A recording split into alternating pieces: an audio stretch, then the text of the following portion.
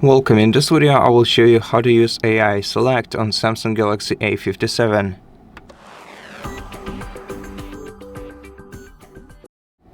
So first of all, you either have to open the Edge panel on your device and select AI Select right here, or you can also just hold your finger down on the Edge panel for a couple of seconds and the AI Select environment will pop up on your screen.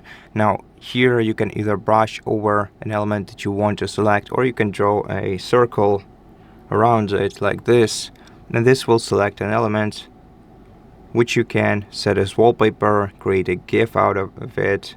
Now you can also edit the photo, download it, find text on it, copy the elements, you can pin it, you can share it, and if we download it, it will be saved to our gallery.